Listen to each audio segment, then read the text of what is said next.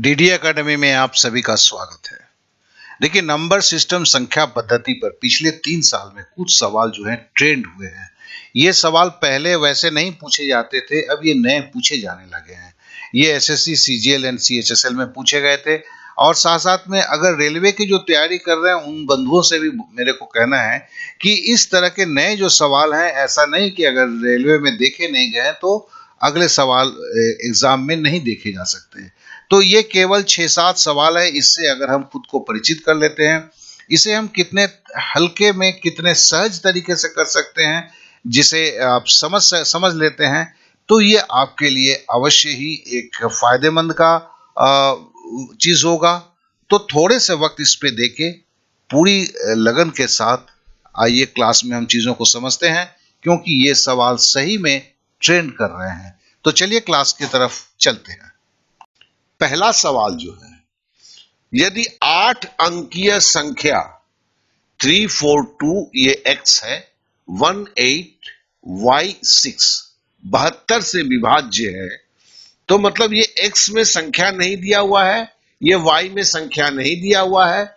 अब बोलता है ये 72 से भागा जाएगा तो √9x प्लस y का मान क्या होगा जब y का मान सर्वाधिक हो। ये देखिए, एसएससी सीएचएसएल टायर 1 में जो है 2018 का पेपर जो 2 जुलाई 2019 को हुआ था, उसके मॉर्निंग शिफ्ट का ये सवाल है। और इस तरह के सवाल अगर देखा जाए नंबर सिस्टम के अंदर में, ये मैं बोल सकता हूं सीएचएसएल जो 2019 में हुआ है, ऐसे शायद 8 सेट में ये सवाल थे। तो चलिए इसको हम करने के लिए कैसे हम करेंगे। तो सबसे पहला जो है, हमने इस संख्या को लिखा, देखिए 342 जो दिया हुआ है, x18y6 को लिखा और बोला गया ये 72 से विभाज्य है। इसका मतलब क्या है, 8 9 72, मतलब ये 8 से भी विभाज्य होगा, 9 से भी विभाज्य होगा। 72 को हम कैसे तोड़ सकते हैं, 8 9 72, तो मतलब 72 से जो भागा जाएगा वो 8 से भी भागा जाएगा, 9 से भी भागा जाएगा। ये हमें समझ लेना होगा, ठीक है ना। अब कोई संख्या 8 से अगर विभक्त होता है तो उसका नियम क्या है, देखिए ये विभाजकता का नियम है। मतलब ये जो इस संख्या जो है, इस संख्या जो हम 340x18y6 जो हम बोल रहे हैं, ठीक है ना, ये 3 संख्या जो है, इसका लास्ट जो 3 संख्या y8y6 जिसको बोल रहे हैं, देखिए मेरी कर्सर जहां घूम रही है, 8y6, ये जो संख्या होगा ये आपको 8 से विभाजित होना होगा। पहला जो है, तब मतलब ये अगर 8 से विभाजित होता है तो पूरी संख्या विभाजित होगी। मतलब किसी संख्या के अंत के 3 संख्या अगर 8 से विभाजित होते हैं तो वो संख्या पूरा 8 से विभाजित होता है। तो हम चलो क्या लिखेंगे दोस्त, हम लिखेंगे 8y(x), ये, और हमने उसको ढक दिया। क्यों, यहां पे y था इसलिए हमने y को ढक दिया। y को ढक के अब देखो यहां पे एक मैं जो दिखा रहा हूं, ये जानबूझ के मैं उल्टा दिखा रहा हूं। क्या है कि तुम्हारा जब सर्वाधिक बोला हुआ था y का मान, ये तो y की जगह है ना, यहां पे मेरे को सर्वाधिक मान क्या होता, 9 से शुरू करना चाहिए था। लेकिन मैं चीजों को अच्छी तरह समझाने के लिए सर्वनिम्न संख्या से शुरू कर रहा हूं, 1 से शुरू कर रहा हूं, बल्कि 0 से भी कर सकता था। चलो मैंने 1 से शुरू किया, मतलब क्या है, हमने 1 जो यहां पे लिख दिया, तो y के जगह पे मैंने 1 लिख दिया, 816। अब सोचता हूं कि 8 से कटेगा कि नहीं, तो देख रहा हूं कि हाँ भाई 8 से तो कटेगा, क्योंकि 8 1 कम 8 और 16 जो होता है 8 दूनी 16। तो मतलब इसका कहने का मतलब है यहां y बराबर 1 लिख सकता हूं, ठीक है ना। लेकिन ये सर्वनिम्न है, मेरे को तो सर्वाधिक चाहिए। चलो अब दूसरी संख्या लेता हूं, 1 को हटा देता हूं, अब मैं यहां पे 2 लेता हूं, ठीक है ना, यहां पे 2 ले लिया, अब 826 हो गया।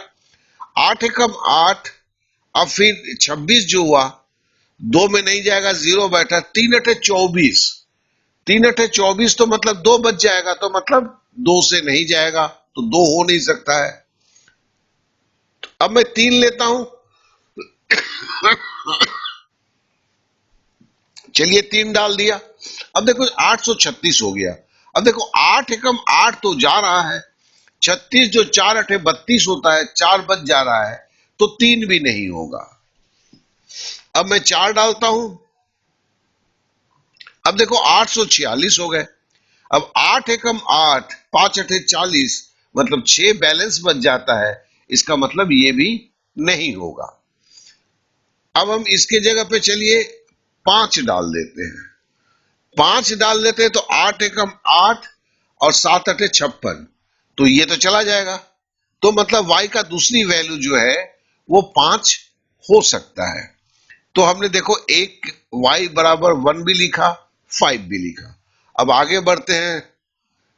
अब हम इसको देखिए 6 डालते हैं। 6 जब हम डालते हैं 866 होता है। 8 एकम 8 और 8 अठे 64, मतलब 2 बच जाता है, तो 6 नहीं होगा। अब 7 डालते हैं, 876 करते हैं। अब 876 में 8 एकम 8, 8 नवा 72, 4 बच जाएगा, तो मतलब 7 भी नहीं होगा। अब 8 डालते हैं तो 8 एकम 8 और आपका 8 8 11 8 है 28, 8 10 से 80, तो 6 बच जाता है, ये भी नहीं होगा। अब हम 9 डालते हैं। सर्वाधिक अब 9 ही हो सकता है। अब देखो 8 एकम 8, ये तो चला गया 96 है, 12 अठे 96, तो मतलब ये आपका जो है 9 डालने पर चला जाएगा। तो y की वैल्यू जो देखो मुझे 3 मिल गई, 1 5 9। तो सबसे बड़ी संख्या क्या है? 9 है। तो मैंने y की जगह पे देखो ये जो संख्या को फिर से लिखा था, यहां पे मैंने 9 डाल दिया। अब तो मुझे y की मिल गई, लेकिन मुझे बोल क्या रहा है? y का मान अगर सर्वाधिक अगर 9 ले लेता हूं, तो संख्या तो ये हो गया, हमें समझ में आ गया, एवं 9 से विभाज्य होगी। और 9 से तभी विभाज्य होती है कोई संख्या जब उसके अंदर के सारे अंकों को हम जोड़ दें और वो 9 से विभाज्य हो। तो कहने का मतलब है, संख्या को हमने देखो इसी संख्या को हमने ऐसे लिखा और ये 9 से विभक्त होना चाहिए। तो पहले हम जोड़ देते हैं, जोड़ने के बाद मिलता है देखो 33 प्लस x। मतलब अगर इस संख्या को 9 से विभक्त होना चाहिए तो ये क्या होगा? हम जानते हैं 33 में अगर 3 जोड़ेंगे तो 36 होगा, 4 नवा 36, तो x का मान 3 होना चाहिए।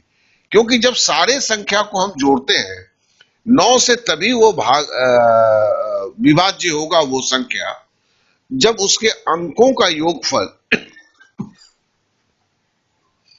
आपका 9 से विभाज्य होता है।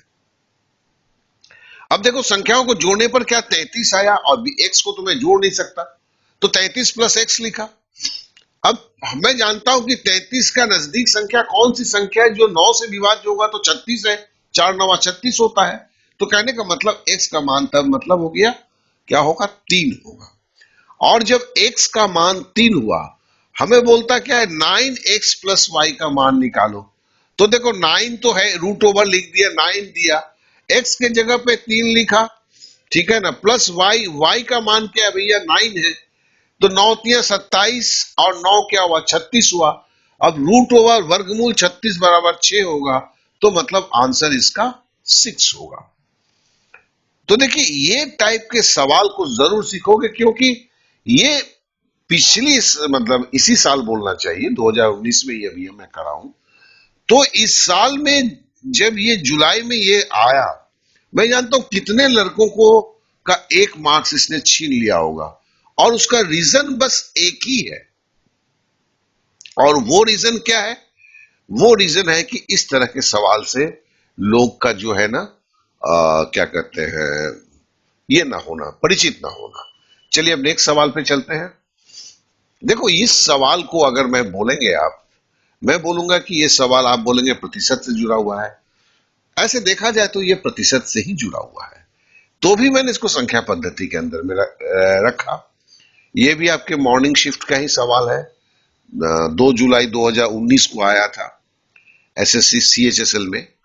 इस सवाल में हम देखते हैं ए बी से 20% अधिक है। पढ़ लेते हैं, चलिए। बी सी से 25% अधिक है। तो बोलता क्या है, ए बी से 20% अधिक है, बी सी से 25% अधिक है, सी डी से 60% कम है और डी ई से 20% अधिक है। उपरोक्त जानकारी के आधार पर निम्नलिखित में से कौन सा सत्य है? तो पहले जैसे इसने बोला है ए बी से 20% अधिक है, तो पहले चलिए बी लिख लेता हूं, क्योंकि बड़ा कौन है? ए बी से 20% अधिक है, ए बड़ा है। तो ए अगर बड़ा है, बी अगर 100 अगर मैं लिखता हूं तो 20% मतलब 20 जुड़ जाएगा, तो ए कितना होगा? ए जो होगा आपका 120 होगा। क्यों? क्योंकि ए जो है बी से 20% ज्यादा है, चूंकि बी 100 है इसलिए ए 120 होगा। अब बोलता है बी जो है सी से 25% अधिक है, तो मैं सी कितना होगा? सी 80 अगर लिखता हूं, 80 का 25% कितना होता है? 20 होता है। 25% बराबर 1/4। 80 को हम 4 से भागा देंगे तो 20 होगा। तो मतलब 80 से 100 जो है 25% ज्यादा है।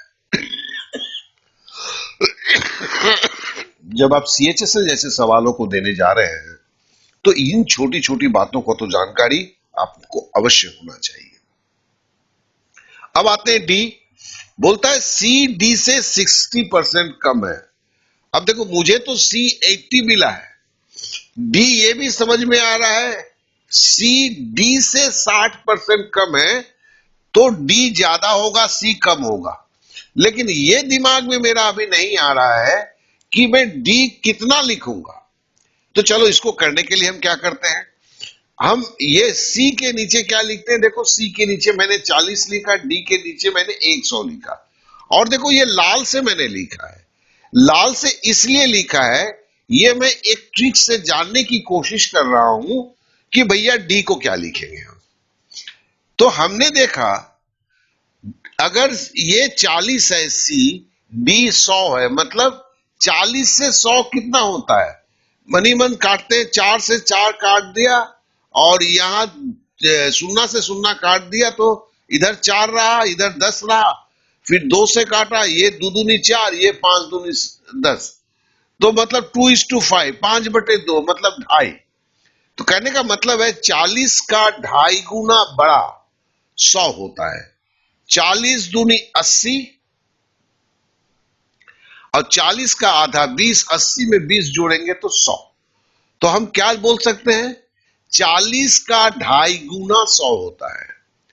तो हमें 80 अगर मिला है तो हमें इसका 2.5 गुना कर लेना। या तो मैं देखो 40 का दुगुना 80 था, 100 का दुगुना भी मैं 200 लिख देता, लेकिन मैंने चूंकि 2.5 गुना का हमने बोला हुआ है, तो चलो हम 80 को 2.5 गुना करके देखते हैं। तो मैं क्या लिखूंगा? 80 लिखूंगा, गुना लिखूंगा 2.5 बराबर आपका 200 होगा।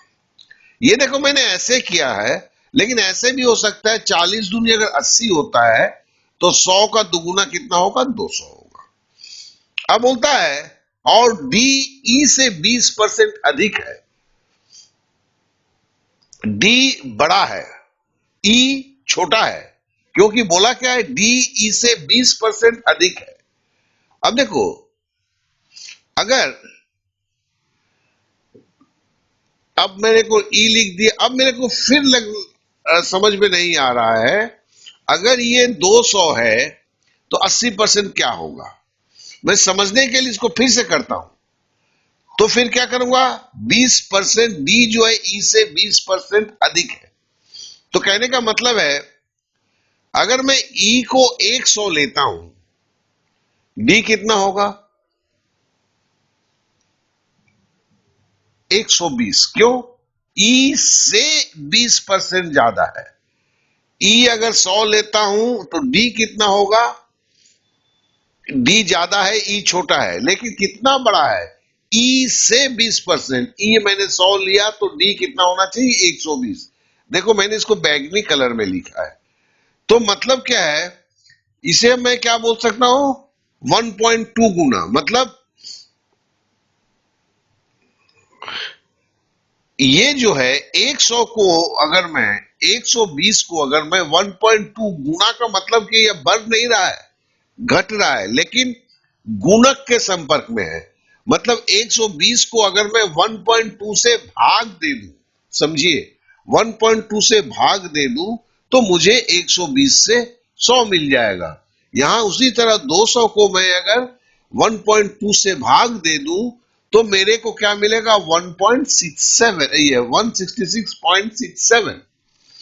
अब मेरे को बोलता क्या है, D is 60% less than B। चलिए देखते हैं, D 200 है और मेरे पास ये D अगर 200 है, B मेरा 100 है, तो भैया ये तो 60% नहीं है, 50% का मामला है, तो ये गलत हुआ। मतलब A सही नहीं है। बोलता है E is 28% more than A। E जो है 28% होता है। अब देखो 166 का 20% कितना होगा, 32 होगा। तो 100, तो ऐसे ही 32 अगर जोड़ देंगे तो अब ये आपका जो है ई जो है 200 के बराबर हो जाएगा, जबकि ए जो है आपका केवल 120 है। ठीक है ना। तो ये आपके इसके में भी अगर मैं 120 में 28% जोड़ता हूं तो भी ये नहीं होता है। मैं इधर से भी जाऊं नहीं हो रहा, इधर से भी नहीं जा रहा हूं। क्यों? 25% जो होता है 120 का 30 होता है। ठीक है ना। तो ये 150 हो जाएगा। और जो है 12 का 3% जो है 3.12 या 3.6 होगा। तो यहां पे जोड़ने से 166 नहीं पहुंचता है। इसका मतलब ये बी जो है ये भी गलत है। अब सी का लेते हैं, A is 40% less than D. अगर इसको देखते हैं, क्या बोलता है, A is 40% less than D. D आपका हमारा कितना है, 200 है, ए 120 है। डी से अगर हम 40% करते हैं तो कितना होता है, 200 का 40, 4 दूनी 8, 80 होता है। 200 से 80 अगर घटाते हैं तो 120 होता है। तो मतलब ये स्टेटमेंट आपका सही है। तो फिर सी इसका सही आंसर है। देखिए ये सवाल भी टिपिकल था थोड़ा सा, ठीक है ना। और इसके छोड़कर इसका कोई भी शॉर्ट ट्रिक्स नहीं है, इस चीज को जान लेंगे। चलिए अब नेक्स्ट सवाल पे आते हैं। ये देखिए एक सवाल जो पहला मैंने जो दिया हुआ था सेम उसी टाइप का सवाल है, लेकिन मैं एक सवाल और करवाना मुझे लगा कि सही होगा। बोला जाता है यदि एक 11 अंक की संख्या है, मतलब ये 11 अंक की संख्या है जो 72 से विभाज्य है, तो x के कम से कम मूल्य के लिए 9x माइनस 2y का मान क्या है। देखिए तो वो तो वही है, हमें फिर वही लिखना है। 5y ये लिख दिया मैंने। देखो यहाँ पे ये y, यहाँ पे एक अंक नहीं दिया गया, यहाँ पे एक अंक नहीं दिया गया है। बोलता है ये 72 से विभाज्य है। 72 से विभाज्य मतलब ये 9 से भी भाग जाएगा, 8 से भी भाग जाएगा। तो चलिए हम ये यहाँ पे अब जब 8 से विभाज्य होगा तो आखिरी के 3 अंक जो है वो 8 से विभाज्य होना चाहिए। तो हम 6x6 की जगह पहला, और बोलता है कि कम से कम होना चाहिए, तो कम से कम तो x में 0 हो सकता है। तो पहले हम 606 लेते हैं। चलिए हम लिख दिए, ये 3 संख्या मैं लिख रहा हूं। अब इसे मैं 8 से भागा देने के लिए जा रहा हूं, तो देखता हूं ये 8 से भागा नहीं जाता। क्यों? 7 अठे 56 हो गया, 4 हुआ 46 हुआ, 5 अठे 40 होता है, 6 बच जाता है। इसका मतलब ये नहीं होगा। अब हम दूसरी संख्या लेते हैं, 0 नहीं हुआ तो अब 1 ले लेते हैं। अब हमने 616 लिया। अब देखो 7 अठे 56 हुआ, 61 से 56 जाएगा तो 5 बचेगा, फिर 5 और आखिरी संख्या फिर 6 है तो फिर 56 हो गया। तो मतलब 7 अठे 56, मतलब ये 8 से भागा चला जाएगा। तो इसका मतलब x का मान जो सर्वनिम्न है, सब कम से कम है, वो क्या है, वो 1 है। तो हमें देखो x का मान यहां पर मिल गया। अब हमारे पास x का मान यहां पर 61x 616 जो है ये हमारे पास कंप्लीटली प्रूफ हो गया। तो हम इसको क्या लिख रहे हैं, देखो 616 लिख रहे हैं संख्या को, तो संख्या यही होगी। और ये 9 से विभाज्य, अब बोलती है 8 से तो विभाज्य, ये हो गया, प्रमाणित हो गया। अब बोलता है इसको 9 से विभाज्य होना होगा। 9 से तभी ये विभाज्य होगा जब सारे अंकों को जोड़ेंगे और वो योगफल 9 से भागा चला जाएगा।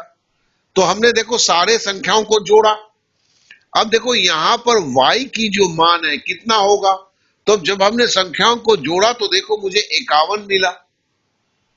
और जानते हैं कि अगर 51 यहां पर है और मुझे 9 से इसे देना है तो ये 54 होगा, तभी आपका 9 से भागा जाएगा।